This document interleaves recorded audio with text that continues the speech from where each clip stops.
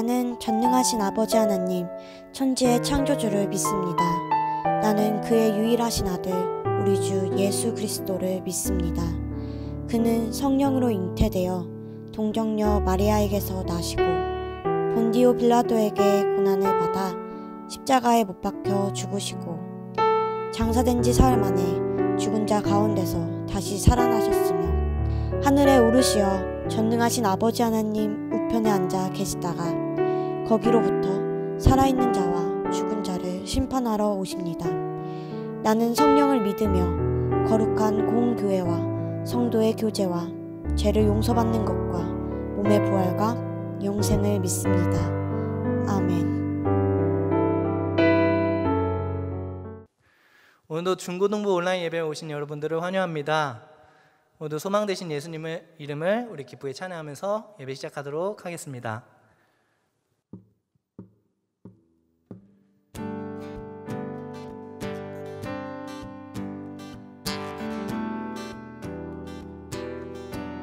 우리 박수 치면서 찬양합시다.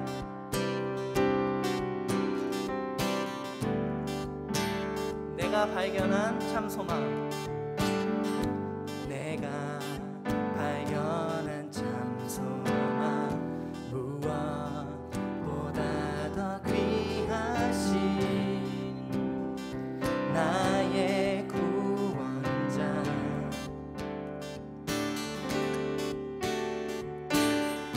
날 향해 오래 참으시고 오늘도 기다려 주시는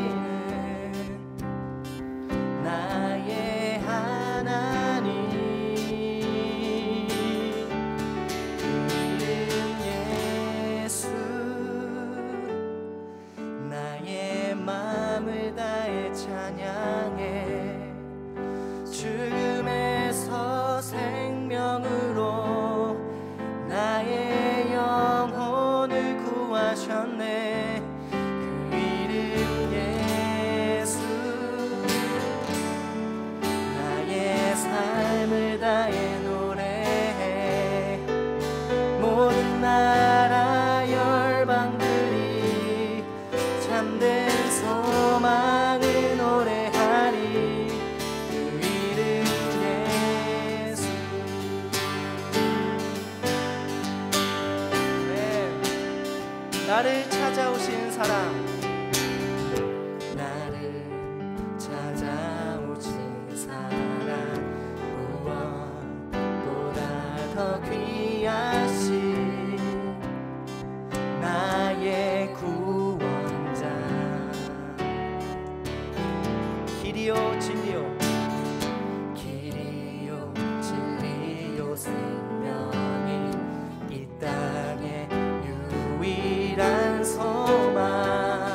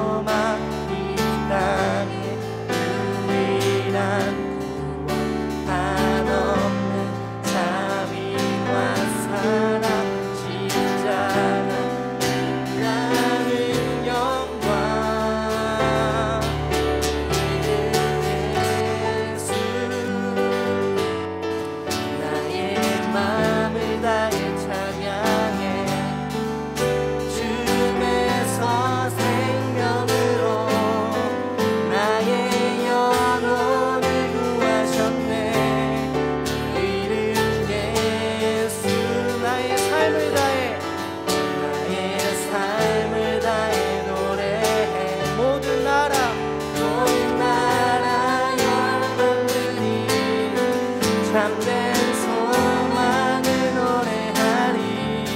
그 이름 예수.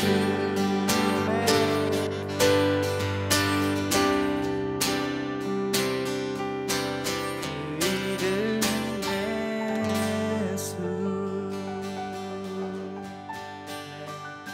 소망 되신 주님을 찬양합니다.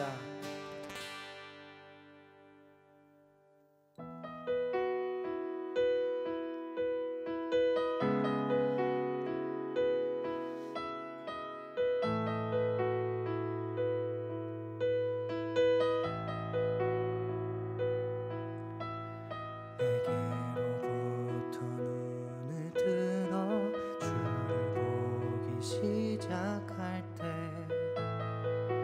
주의 일을 보겠네. 내 작은 마음 돌이키사 하늘에 꿈꾸게 하네. 주님을 볼 때 모든 시선을 주님께 드리고 살아계신 하나님을 느낄 때 내 삶은 주의 역사가 되고 하나님이 일하기 시작하네.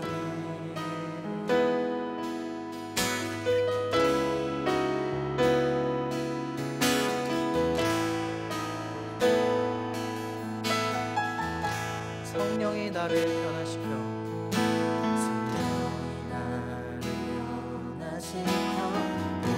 두려움 사라질 때 주의 일을 보겠네. 황폐한 땅 한가운데서 주님만을 알게 되리. 주님을 볼 때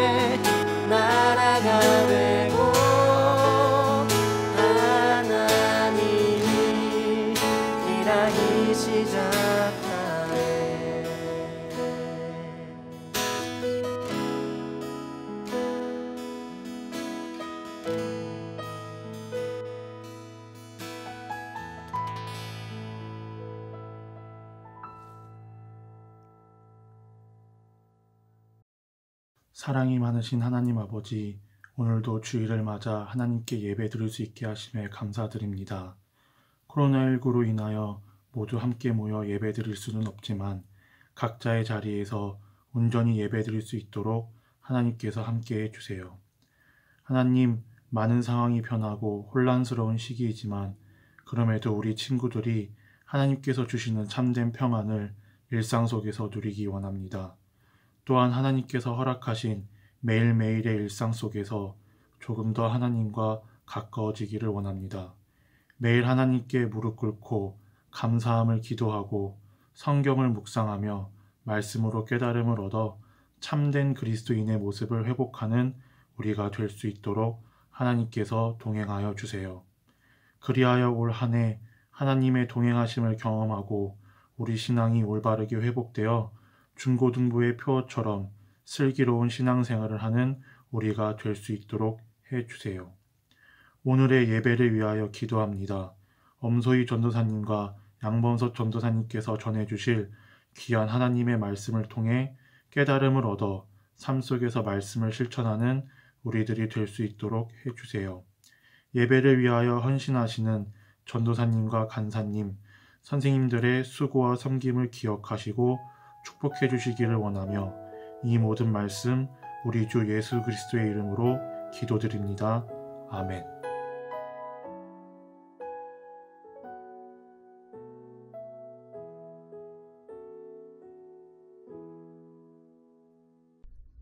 여러분 반갑습니다. 네, 오늘 이렇게 또 함께 이 자리에 유튜브로 모여서 예배할 수 있어서 참 감사하고 이 자리에 모여주신 여러분 진심으로 환영합니다. 네, 그리고 이번 주는 더욱이 민족의 대명절 설날이 있는 주인데요. 코로나 때문에 우리 친구들 많은 가족들도 보지 못하고 또 무엇보다도 우리 친구들이 기다려왔을 뭐니 해도 네, 세뱃돈 많이 못 받았을 것 같아서 너무 아쉬울 것 같아요. 네, 많이 아쉬운 시간일 텐데 아직 우리가 모이는 것들은 조심해야 되는 시기니까요. 조금만 참고 함께 견디면서 이 시기를 잘 이겨내가는, 그렇게 또 넘어지지 않고 다시 일어나는 우리 중고등부가 되면 너무나 좋겠고요. 그래서 말인데요, 전도사님. 네. 전도사님은 이번 명절을 어떻게 보냈나요? 저는 그냥 집에서 먹고 뒹굴고 넷플릭스 보고 자고 네. 그리고 뭐 책도 좀 읽고 뭐 이렇게 보냈던 것 같아요. 마지막이 핵심인 거죠? 네, 책을 네, 읽었습니다. 책을 올해 목표 막 이러고. 맞아요. 우리 처음 새해 목표로 책을 네. 읽었었는데 잘 읽고 있는지 나중에 점검해 보도록 하겠고요. 그래서 이게 책을 읽으신다고 하는데, 그러면 전도사님께 좀 물어볼게요. 책을 읽을 때 어떠한 책이 아니면 어떠한 글이 좋은 글이라고 생각하세요? 저는 제 마음을 움직이는 글이 정말 좋은 글이라고 생각해요. 네, 좋은 글을 읽을 때면은 이제 마음이 딱 감동이 딱 돼가지고 네, 그런 다 와닿는 그런 느낌이 있거든요. 맞아요. 그런데 그러면 그 좋은 마음을 움직이는 글, 그 글은 보통 어떤 구조를 갖고 있죠? 보통 잘 정돈된 서론, 본론, 결론이 이렇게 잘 정돈된 구조를 갖고 있는 것 같아요. 그러다 보니까 이해도 더 쉽게 되고, 그리고 그게 더 마음 깊이 이렇게 와닿는 경우가 많더라고요. 네, 맞아요. 꼭 짠 것처럼 제가 원하는 이야기들을 잘 전했었는데요. 네. 네, 좋은 글이라고 하면요, 서론과 본론과 결론이 잘 정돈되어 있는 글이라고 할 수 있어요. 좋은 도입이 있고 또 명확한 결론이 주어진다면 그 결론을 다가가기 위해서 짜임새 있게 본론을 또 쓸 수 있거든요. 그러한 서론, 본론, 결론이 잘 구성되어 있는 글, 그런 글이 좋은 글이라고 할 수 있고 마음을 또 움직이고 이해가 쉽게 되는 글이라고 할 수 있죠. 그런데 이런 좋은 글이라고 하는 개념이 우리들 삶에도 적용될 수 있을 것 같아요.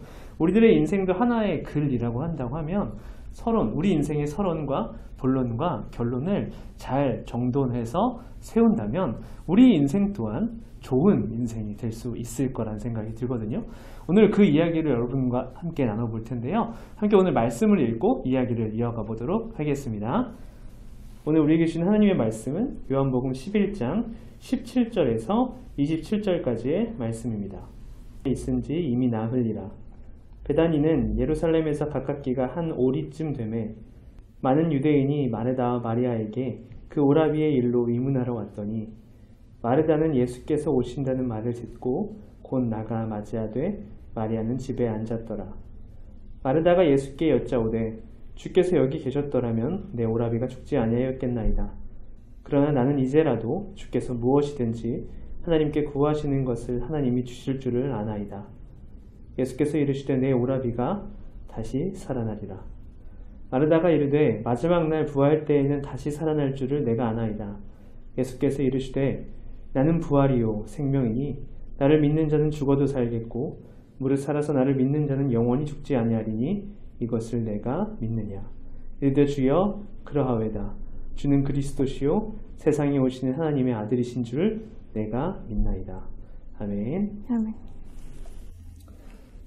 오늘 말씀에서 예수님과 친밀하게 교제했던 가족 마리아와 마르다, 나사로의 이야기가 그 남매가 등장을 합니다. 그런데 그 가족 중 나사로라고 하는 사람이 이미 죽음을 맞이한 상태입니다. 마르다는 사람들을 취하셨던 예수님이 자기의 가족에게 오셨더라면 나사로에게 왔다라고 하면 자신의 오빠가 죽지 않았을 거라고 하면서 아쉬움과 또 원망 섞인 이야기를 예수님께 하게 됩니다. 이에 예수님은 진정한 의미의 부활을 믿지 못하는 마르다에게 이렇게 말씀하십니다. 나는 부활이요 생명이니 나를 믿는 자는 죽어도 살겠고 무릇 살아서 나를 믿는 자는 영원히 죽지 아니하리라. 예수님은 죽음을 넘는 부활을 이야기하고 계십니다. 죽음을 넘는 부활. 우리 교회를 다니는 친구들에게는 정말 유명한 말씀인데요. 오늘 이 말씀이 앞서 말씀하셨던 그 서론, 본론, 결론, 그 글에 대한 이야기랑 무슨 연관이 있는 거죠? 이 이야기를 먼저 하려면요. 좋은 글에 대한 이야기를 하고 오늘 말씀과 제가 한번 연결시켜 볼게요. 좋은 글은 아까 서론, 본론, 결론 잘 세워져 있다고 했어요. 근데 그때 그 글을 보통 순서대로 써가는 것이 아니라 결론을 미리 정해놓고 본론을 쓰게 됩니다. 결론이 해피엔딩이면요. 그 해피엔딩, 행복한 결말을 더 부각시키기 위한 갈등의 요소를 넣는다든가 아니면 소소한 행복을 이렇게 깔아놓다가 마지막에 큰 행복을 빵 터뜨리기도 하죠. 근데 만약에 결론이 새드 엔딩이라고 한다면 그 엔딩에 다가가기 위한 긴장감이 있거나 슬픈 장면들을 본론에 담기도 합니다. 결국 어떤 결론이 있느냐가 본론을 정하게 된다는 이야기죠. 앞서 좋은 글을 우리 인생에 비유해보자고 했는데요. 그렇다면 우리들의 삶의 결론은 도대체 무엇일까요? 사람들은 무엇을 삶의 결론이라고 생각할까요? 죽음이 아닐까요? 사람은 결국에 태어나서 죽게 되니까요.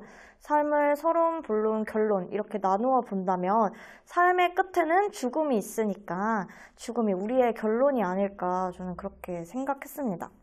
그렇다면 전도사님의 이야기를 좀 정리해 보자면 우리들이 죽음이라는 삶의 결론을 어떻게 생각하느냐에 따라 오늘 우리의 삶이라는 본론도 결정된다는 그런 말씀이신가요? 네, 정확하게 어려운 이야기를 정확하게 짚었는데 꼭 마치 짰듯이요. 그런데요, 우리는 죽음이라는 걸 생각할 때 보통 부정적이고 허무하다는 생각을 많이 하게 돼요. 그래서 많은 사람들은 죽어서는 아무것도 남는 게 없을 테니까 오늘 내가 가진 것, 내가 가진 소유를 다 쓰면서 오늘을 즐기며 살자라는 이야기를 많이 하거든요. 하지만 하나님을 믿는 우리에게 다른 이야기를 하고 계시고요. 죽음은 우리 하나님을 믿는 우리에게 다른 의미를 또 갖고 있어요. 그렇군요. 오늘 하나님의 말씀에서는 예수님을 믿는 사람은 죽음에서도 살아남을 얻게 되고 살아서 믿게 되면은 영원히 죽지 않는다고 말씀해 주세요. 그리고 예수님은 이 말씀을 말로만 하는 것이 아니라 우리를 위해 죽으시고 부활하시며 우리에게 죽음을 넘어 부활이 있음을 부활의 삶인 영원한 생명이 있음을 보여주셨습니다. 네, 하나님을 믿는 우리에게 죽음은 결코 끝이 아닙니다.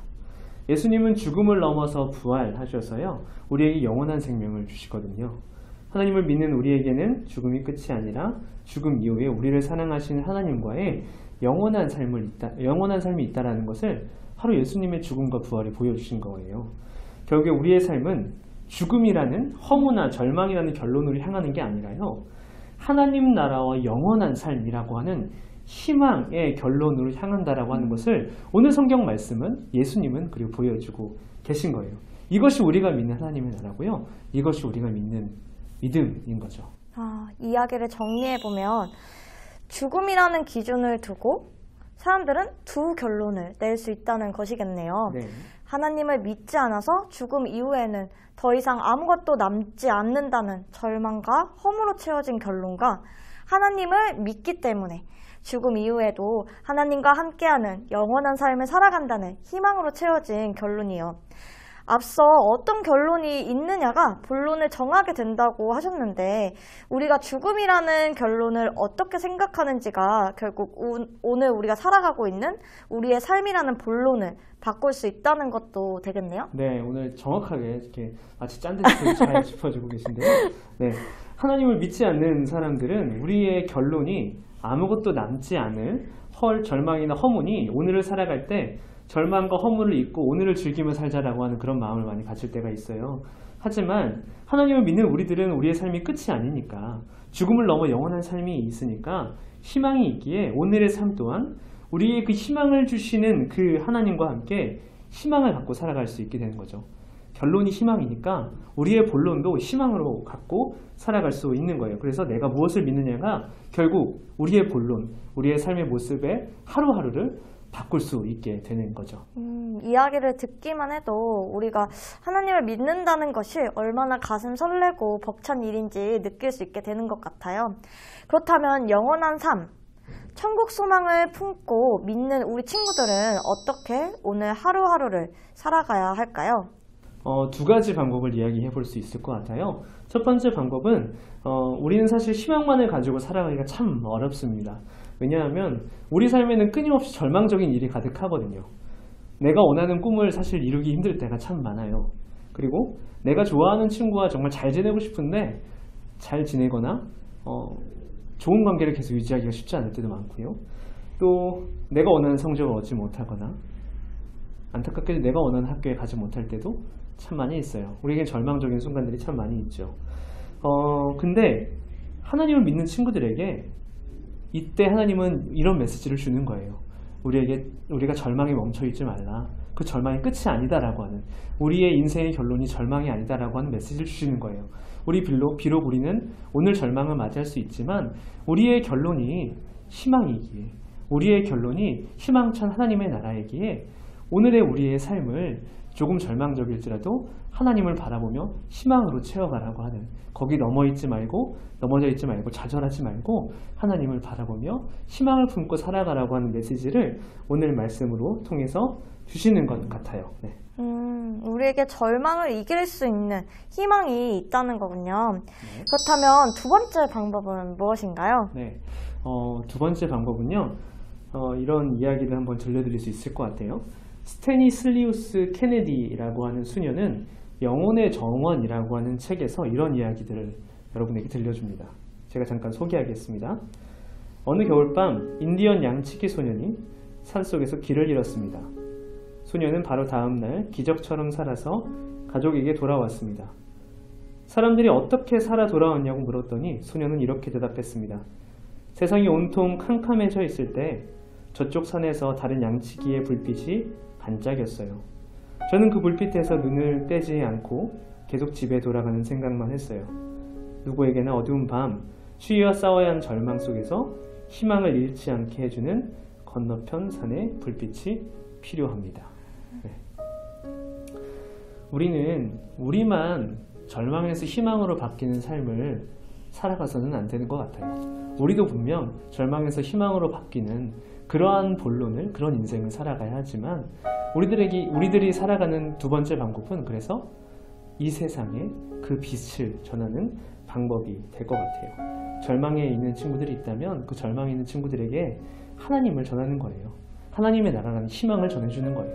그럼 그 친구는 결론이 희망으로 바뀔 뿐만 아니라 그 친구들의 삶의 본론인 인생들 또한 희망으로 바뀌게 되는 거죠. 그렇게 주변에 있는 사람들이 희망을 잃지 않게 도와주는 그런 건너편 산에 불빛이 되어주는 여러분이 되면 참 좋겠어요. 그것이 죽음을 넘는 희망을 가진 우리가 살아가야 될 두 번째 방법이에요. 이제 말씀을 정리해 보겠습니다. 우리에게 죽음이라고 하는 결론은요, 세상과 달리 절망이 아니고요, 영원한 천국을 향한 희망이 됩니다. 절망에 머무르지 않고 천국의 소망을 품고 살아가는, 그래서 희망찬 여러분이 되면 좋겠습니다.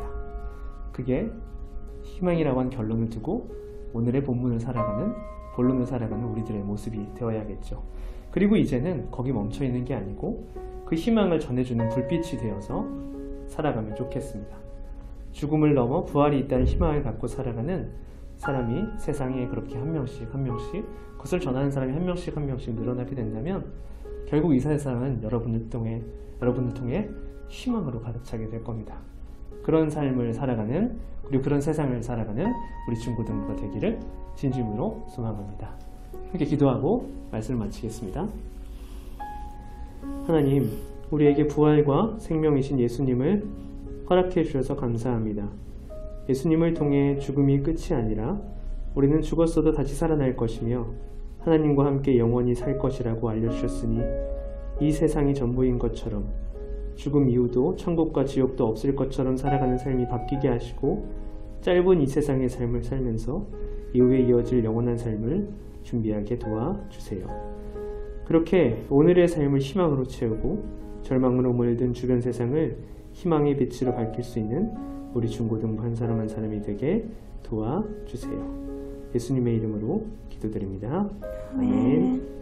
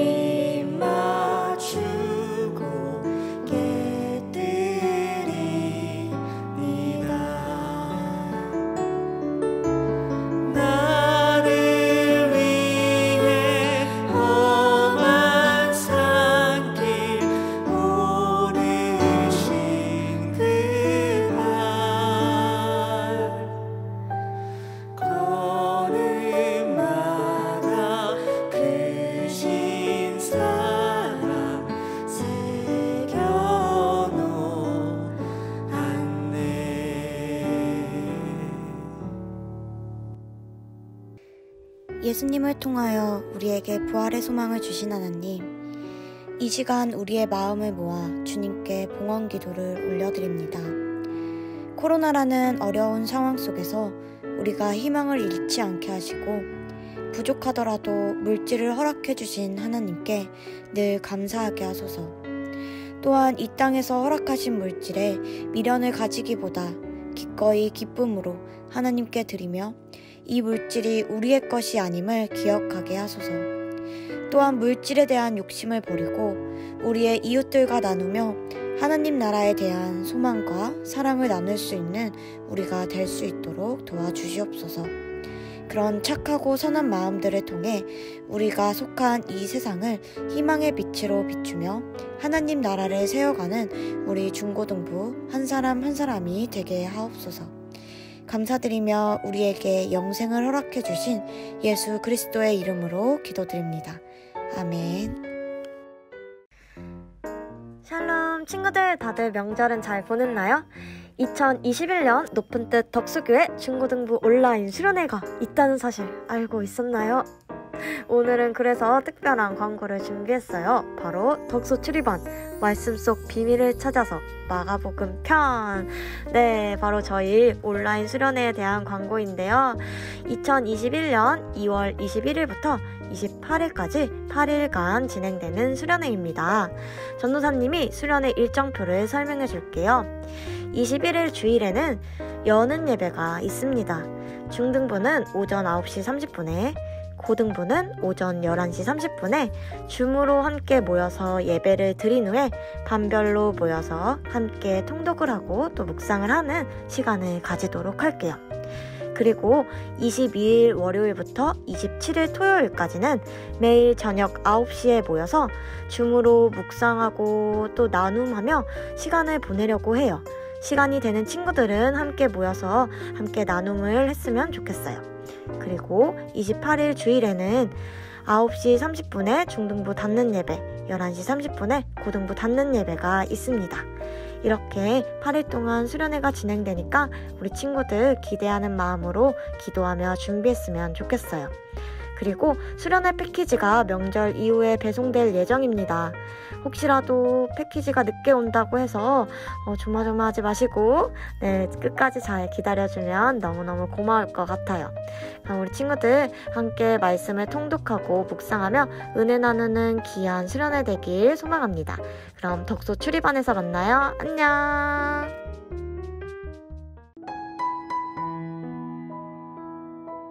하늘에 계신 우리 아버지, 아버지의 이름을 거룩하게 하시며 아버지의 나라가 오게 하시며 아버지의 뜻이 하늘에서와 같이 땅에서도 이루어지게 하소서.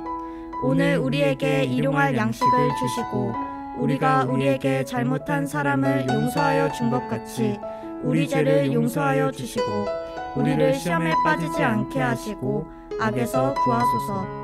나라와 권능과 영광이 영원히 아버지의 것입니다. 아멘.